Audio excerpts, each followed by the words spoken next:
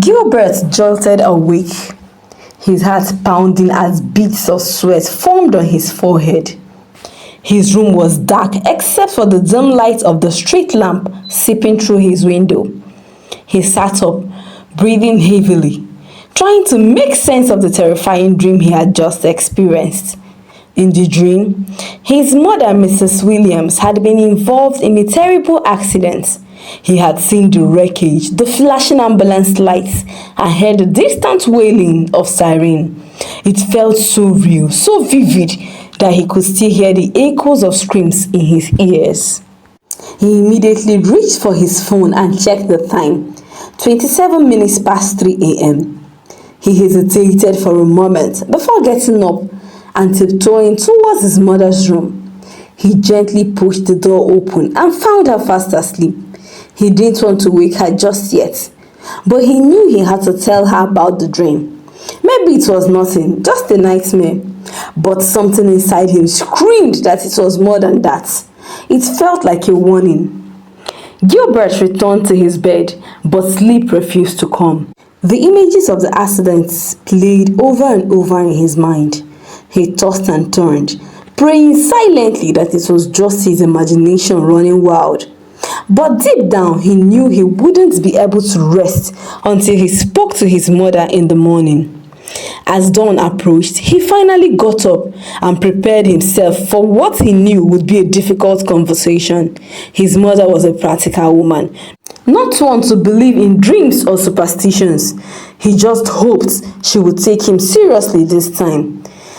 The kitchen was filled with the aroma of fried eggs and toasted bread as Mrs. Williams hummed to herself, preparing breakfast. Gilbert walked in hesitantly, rubbing his palms together. His mother glanced at him and smiled. "Good morning, dear. You look like you barely slept," she observed. "Mommy, I need to talk to you," Gilbert began. "What is it?" she asked. Gilbert took a deep breath and recounted the dream in as much detail as he could remember. His mother listened silently, but as soon as he finished, she let out a small laugh. "Gil, it was just a dream," she said, shaking her head. "You watch too many movies. Dreams don't predict the future." "But mommy, it felt so real. Please don't go on this trip. I have a bad feeling about it," he pleaded. Mrs. Williams sighed. "Sweetheart, I have an important business meeting in Abuja. I can't just cancel because of a dream. You know how hard I've worked for this opportunity." Gilbert frowned. "I know, but..." "Shh, no buts," she interrupted gently. "I promise I'll be careful, but I have to go. Now eat your breakfast." Gilbert stared at his mother, frustration and fear boiling inside him. He had never felt this strong about a dream before. But how could he convince her when she had already made up her mind? He sighed in defeat. Deep down, he had a terrible feeling about this one. "It's not just a dream," he said to himself. Gilbert sat on the couch, staring at his mother's packed suitcases. The anxiety in his chest refused to fade. He needed another way to convince her. If she wouldn't listen to him, maybe she would listen to someone else. He grabbed his phone immediately and dialed his elder sister, Pearl. She was in her final year at the university and was often the voice of reason in the family. "Gil, what's up?" Pearl said as soon as she picked the call.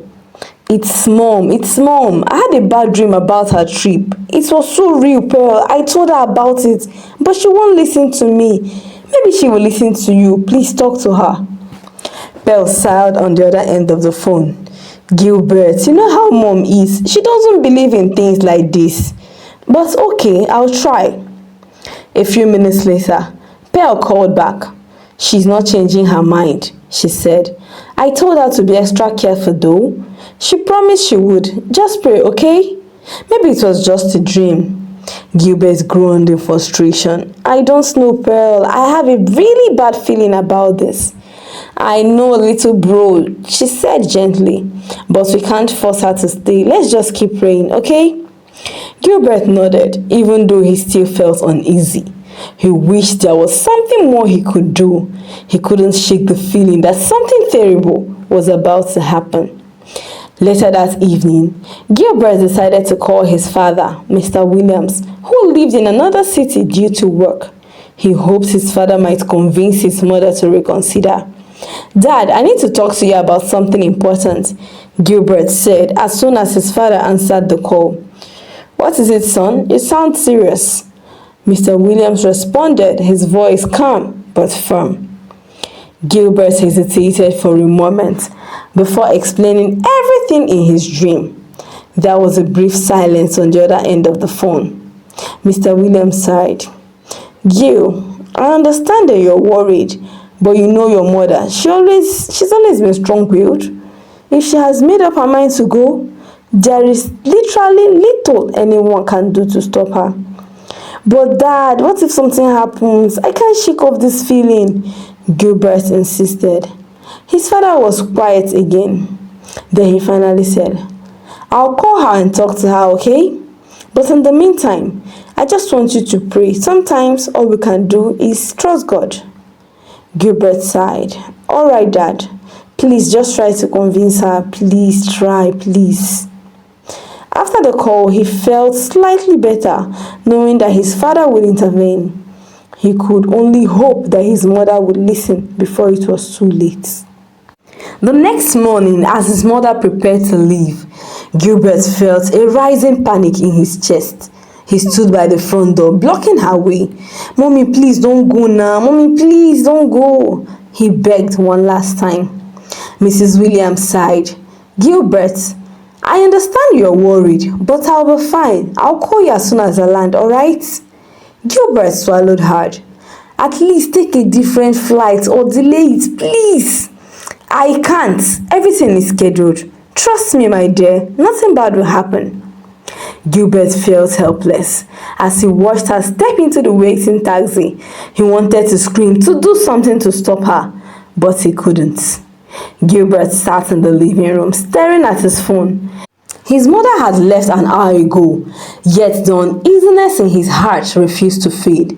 Something felt terribly wrong. His father called him shortly after. "I spoke to your mother," Mr. Williams said. "She assured me she would be careful. Gilbert, I know you're worried, but you need to be calm, okay?" Dad, I can't shake this feeling," Gilbert admitted. "What if?" No what ifs," his father interrupted gently. "Just pray and be positive.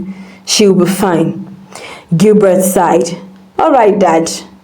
After ending the call, he paced the room restlessly. His sister Pearl sent him a message. "Have you heard from Mom?" "Not yet," he replied quickly. "Try to relax. I know it's hard, but worrying won't help." Gilbert sighed. He wished it was that easy. He was waiting, hoping, praying for a message or a call that would prove his fears wrong.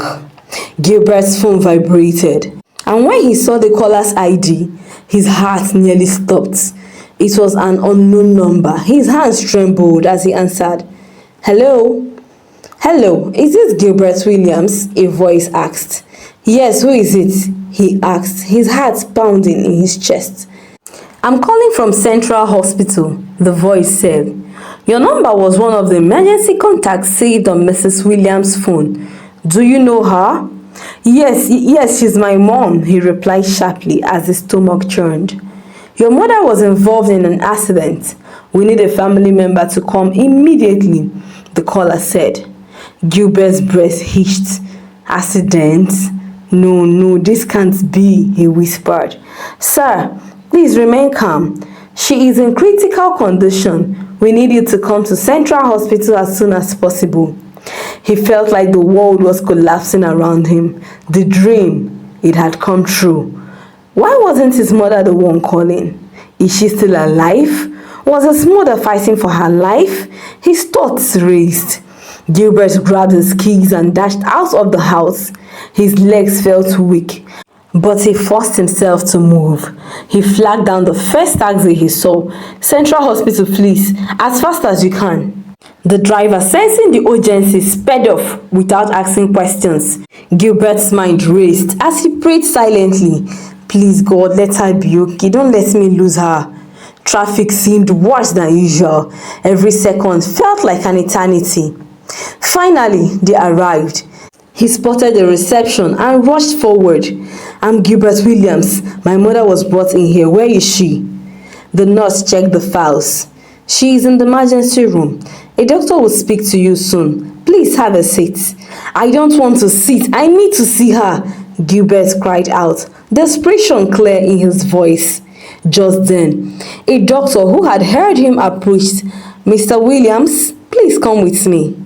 Gilbert followed the doctor down a long hallway, his stomach twisting with fear. He wasn't ready for what he was about to face. The doctor finally stopped in front of a room. He turned to Gilbert. "Your mother sustained severe injuries from the accident. She has multiple fractures, internal bleeding, and a head injury. We are doing everything we can, but the next few hours are critical." Gilbert swallowed hard. "Can I see her?" The doctor hesitated. "You can, but only for a moment. She's unconscious and we need to keep monitoring her." Gilbert stepped inside. His heart hitched at the sight of his mother lying on the hospital bed, surrounded by machines. "Mommy," he whispered, stepping closer. His vision blurred with tears. "I begged you not to go. Why didn't you listen?" He gently touched her as if his touch would bring her back to him. "Please wake up, Mommy. Mommy, please." The machines beeped steadily, but she remained unresponsive. Gilbert wiped his tears, determined not to break down. He had to be strong for her. An hour later, Gilbert stepped out of the room and found his father and sister rushing down the hallway. Pearl's face was soaked with tears and their father's face looked grim. "Where is she? How is she?" Pearl asked. "She's unconscious. The doctors say the next few hours are critical." Their father placed a hand on Gilbert's shoulder. "Son, I know you want her, but I know you did everything you could. But now we have to pray and trust the doctors." Gilbert nodded, but deep inside, guilt clawed at him. He had seen this coming, yet he hadn't been able to stop it. Pearl wiped her tears. "I can't believe this is happening. Just yesterday she was fine, looking and making plans. Now she's fighting for her life." Gilbert said amidst tears, "She has to wake up, Pearl. She has to." Their father, trying so hard to be strong, said, "We will do whatever it takes. She's a fighter. She won't leave us like this." But despite his strong words, Gilbert could see the fear in his father's eyes, the same fear that gripped his own heart. The hospital's waiting area was cold and uncomfortable, but Gilbert didn't care. He refused to leave. His father had left already to handle some paperwork, and Pearl was with him. A nurse approached them. "She's still stable, but there is no improvement yet. The doctor will further update you soon." Pearl said, "You should get some rest, Gilbert. You haven't even eaten." "I can't," he said. "Not until she wakes up." Pearl sighed. "I feel the same way, but we need strength. Mommy would want us to take care of ourselves, you know." Gilbert replied, I just don't know what, I don't know, God, I don't know, Pearl. What if she doesn't make it?" Pearl reached for his hand. "She will, she has to." But the doubt lingered between them, unspoken, yet suffocating. Morning came, but there was still no good news. The doctors called them. "We've managed to stop the internal bleeding, but her brain injury is severe. Right now, she's in coma. We don't know when she will wake up. It could be days, weeks, even longer."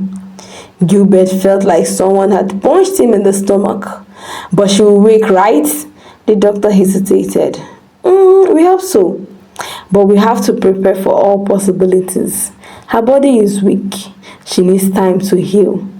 Pearl started crying again. Gilbert felt numb, and their father, even in his pain, tried to console them. "Let's go and see her," their father said. Seeing their mother like that, so still, so lifeless, was unbearable. "Mommy, please wake up. We need you. I need you," Gilbert pleaded, hoping she could hear him. She She can hear us. Let's keep talking to her. Let's keep hoping, his father said, trying his best not to cry. Gilbert nodded, but deep down he was terrified. What if she never opened her eyes again? Pearl stood on the other side of the bed, her eyes hurting from crying. "Mommy, please wake up," she whispered. "We miss you so much. Mommy, please." Their father was a man who barely showed emotions, but today he looked broken. "Doctors say talking to her might help," he said again. "She might hear us." Gilbert swallowed hard. "Mommy, remember how you always said we should listen to our instincts, right? I had a bad feeling about this trip. I begged you not to go, if only you had listened." Pearl nudged him. "Don't say it like that. She didn't know. She never knew. If not, she wouldn't really put herself in a bad position like this." Gilbert sighed. "I know. I just want her to wake up." Their father took a deep breath. "We have to stay strong. Let's pray." So they bowed their heads, whispering silent prayers, hoping for a miracle. By afternoon, more family members arrived. First, it was Auntie Reina, their mother's younger sister. She rushed in, her face pale with worry. "How is she? Any changes?" Pearl shook her head. "She's still unconscious. The doctors don't know when she will wake up." Auntie Reina wipes her tears. She's strong. She will fight through this. I just know it."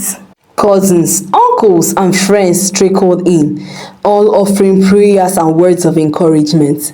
The Williams appreciated their presence, but the more people came, the more real everything felt. Mrs. Williams, a strong, loving mother and wife, lay in the hospital bed unresponsive. As evening approached, the doctor returned. "Her vitals are stable, but we still need to monitor her closely. The next 48 hours are crucial." More waiting, more uncertainty. They hated it. "Go home, get some rest," Auntie Reina urged Gilbert. But Gilbert shook his head. "I'm not leaving her, not now." The night stretched on. Gilbert refused to sleep. He sat by his mother's side, speaking softly to her.